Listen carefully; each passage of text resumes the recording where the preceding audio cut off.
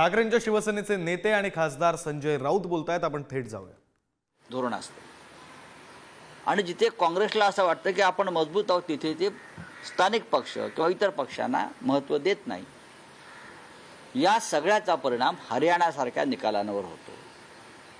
नाहीतर हरियाणामधून भारतीय जनता पक्षाचा विजय होईल असा सांगणारा एकही मला कोणी व्यक्ती भेटली नाही का पत्रकार भेटला नाही.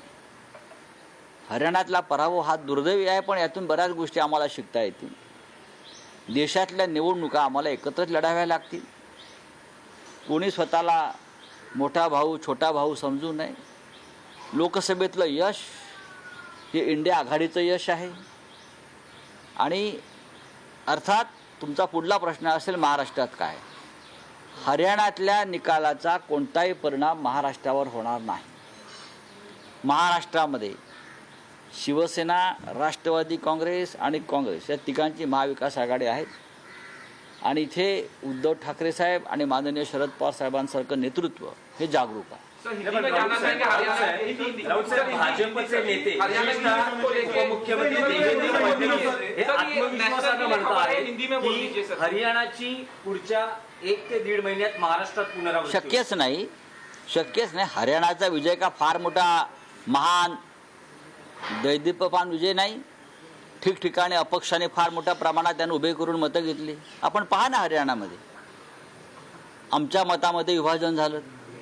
भारतीय जनता पक्षाने ते करण्यात बघा. शेवटी जो जिंकतो तो सिकंदर असं हिंदीमध्ये म्हण आहे. तुम्ही जिंकलात तुमचं अभिनंदन, तुम्ही विजय मिळवलात तुमचं अभिनंदन. देशामध्ये लोकशाही आहे. काँग्रेस पक्षानं या संदर्भात निवडणूक आयोगाकडे काही तक्रारी केलेल्या आहेत. त्याचा विचार व्हायला पाहिजे. पण जणू काही देवेंद्र फडणवीस हरियाणामध्ये गेले आणि विजय प्राप्त केला वगैरे सोडून द्या, असं काय होत नाही. 90 विधानसभेचं राज्य आहे, लहान राज्य आहे. इतर काही जातीपातीची गणितं असतात. तरीही काँग्रेसला मला वाटतं 36 जागा मिळाल्या. 45चं बहुमत असतं. 9 जागा कमी पडल्या. 9 जागा कमी पडल्या ना, 25 जागा नाही कमी पडल्या. अर्थात आम्ही निराश झालेलो नाही, पण यातून काँग्रेस पक्षाला सुद्धा एक भूमिका घ्यावी लागेल.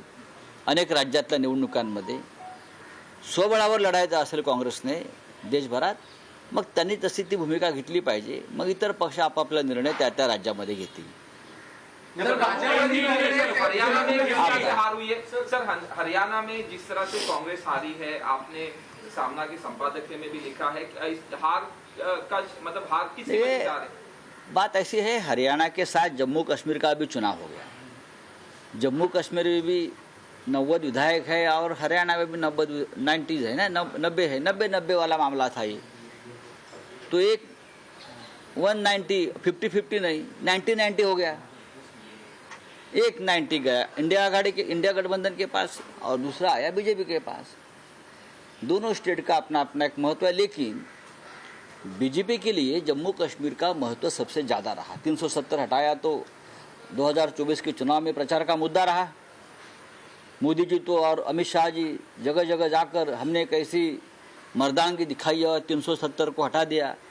लेकिन जहाँ से आपने हटाया वहाँ आप हार गए. आप देख लीजिए, आप हार गए.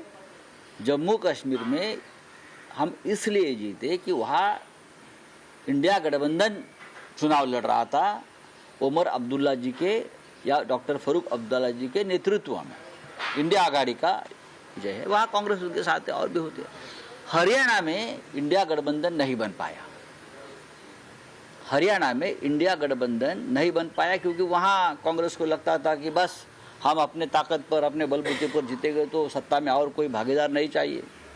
तो हमारे जो मित्र है हुड्डा जी या कांग्रेस के नेता है, उनको लगा कि हम ही जीतेंगे. अगर समाजवादी पार्टी है अखिलेश जी की, आप है केजरीवाल साहब के नेतृत्व में, हमारे जैसे छोटे छोटे दल है, हमारे खाते में 1-2 सीटें आ जाती तो ज़रूर ये जो चित्र है, ये निर्णय है जो जनता ने दिया, उसमें ज़रूर बदलाव होता.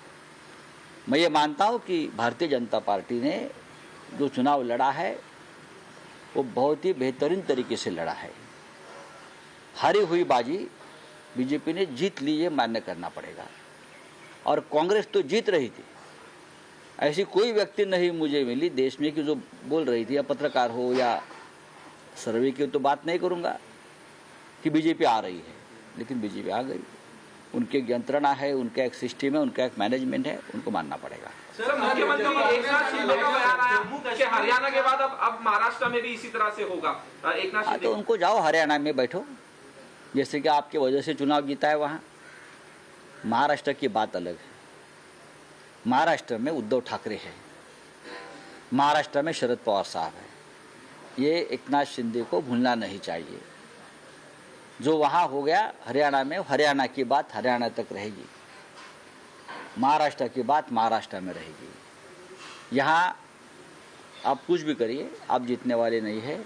यहाँ हमारी आघाड़ी है, हम एक साथ है, एक साथ रहेंगे और चुनाव जीतेंगे। सर, भाजप आणि काँग्रेसमध्ये जेव्हा मागील काही काळामध्ये निवडणुका झाल्या त्यामध्ये काँग्रेसला पराभव पत्करावा लागला, मात्र हे जेव्हा काँग्रेस अलायन्समध्ये निवडणूक लढवते तेव्हा मात्र काँग्रेसचा विजय होतो। याचा विचार काँग्रेस पक्षाच्या वरिष्ठ नेतृत्वाने करायला हवा की ज्या राज्यामध्ये काँग्रेस कमजोर असते त्या राज्यामध्ये काँग्रेसला इतर प्रादेशिक पक्षांच्या मदतीने निवडणुका लढायच्या असतात।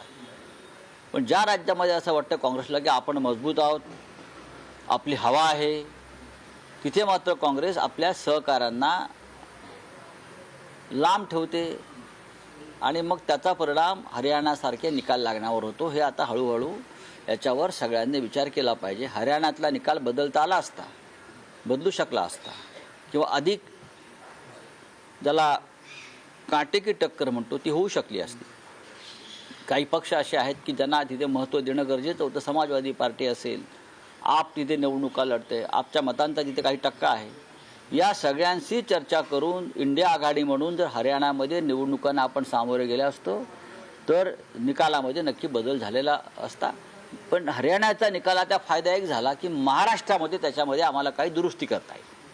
महाराष्ट्राच्या निवडणुकांवरती परिणाम इतकाच होईल याचा की जे हरियाणातल्या चुका ज्या आहेत त्या महाराष्ट्रात होणार नाही। राऊत साहेब, म्हणजे असं समजावं का की महाविकास आघाडीत आता शिवसेनेची जागा वाटपात बार्गेनिंग पॉवर अजिबात नाही, हे असं आम्ही कधीच म्हणणार नाही। कोणाचीही बार्गेनिंग पॉवर वगैरे हे विषय जे आहेत हे आमच्या डोक्यात सुद्धा येत नाहीत। कसली बार्गेनिंग पॉवर? महाराष्ट्राच्या प्रतिष्ठेच्या संदर्भात कोणते बार्गेनिंग पॉवर नाही आणि तडजोड नाही। राऊत साहेब, आणखी एक आहे की काल उद्धव ठाकरेंनी पुन्हा एकदा मुख्यमंत्री पदाच्या विषयाला हात घातला आहे। त्यांनी म्हटलंय की कोणालाही मुख्यमंत्री म्हणून जाहीर करा, माझी त्याला सहमती असेल, पाठिंबा असेल। माननीय उद्धव ठाकरे यांनी सांगितलं ते 100% सत्य आहे। जम्मू काश्मीरच्या निवडणुकीमध्ये ओमर अब्दुल्ला हा चेहरा होता, लोकांनी ओमर अब्दुल्ला आणि इंडिया आघाडीला मतदान केलं, हे मान्य केलं पाहिजे। हरियाणामध्ये सुद्धा जर चेहरा असा समोर आला असता, कदाचित मला माहीत नाही चेहरा समोर होता का नाही, तर कदाचित अजून काही बदल झाला असता। महाराष्ट्रासारख्या राज्यामध्ये लोकांना नेता हवा असतो। आधी निवडणुका लढायच्या, जिंकायच्या आणि मग नेता,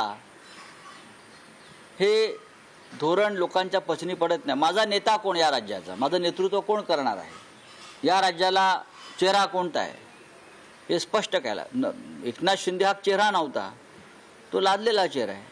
आता त्या चेहऱ्यानं समोर जावं, भाजपने जाहीर करावं हा चेहरा आहे म्हणून, किंवा भाजपने जाहीर करावं की आमचे 3 चेहरे आहेत, जे आहेत 3 चेहरे, कोण फडणवीस, शिंदे आणि अजित पवार, या 3 चेहऱ्यांना घेऊन त्याने निवडणूक लढवावी, काही हरकत नाही ना। पण त्यांनी जाहीर करावा चेहरा, मग त्यांना कळेल। हरियाणा की हार के बाद क्या एमबीए में यहाँ सीट शेयरिंग के ऊपर असर पड़ेगा? कुछ नहीं, कोई असर नहीं। सीट शेयरिंग का जो मामला है लगभग पूरा हो चुका है, लेकिन हमको कुछ सबक लेनी पड़ेगी। कुछ बातें ऐसी है जो हरियाणा में हुई है, जो नहीं होनी चाहिए थी, वो महाराष्ट्र में हमको दुरुस्त करनी पड़ेगी। एक उससे फ़ायदा हो गया कि जो हरियाणा में जो गलतियां हुई, ऐसा लगता है, हमें लगता है, शायद कांग्रेस को नहीं लगता होगा। मैं इंडिया गठबंधन की बात करता हूँ, मैं महाविकास आघाड़ी की बात करता हूँ, तो महाराष्ट्र में उस हिसाब से हमको काम करना पड़ेगा। आपने साफ तौर पे कहा कि रीजनल पार्टी का सपोर्ट नहीं लेती है कांग्रेस। रीजनल पार्टी के सपोर्ट सिवाय, सपोर्ट के बिना, चाहे कांग्रेस पार्टी हो चाहे बीजेपी हो, कोई भी देश में राज नहीं कर सकती, चाहे बीजेपी हो। आज बीजेपी की सरकार तो रीजनल पार्टी के ऊपर ही बनी है ना। रीजनल पार्टी अगर नहीं होती तो बीजेपी, आज मोदी जी प्रधानमंत्री नहीं होते। अगर रीजनल पार्टी नहीं होती तो अटल जी प्रधानमंत्री नहीं होते, मनमोहन सिंह जी प्रधानमंत्री नहीं होते। तो रीजनल पार्टी की जरूरत है और रहेगी। संजय राऊत यांची पत्रकार परिषद सुरू होती। त्यांनी जम्मू काश्मीर आणि हरियाणा या दोन्ही विधानसभाच्या निकालावरून खरं तर आपलं मत व्यक्त केले।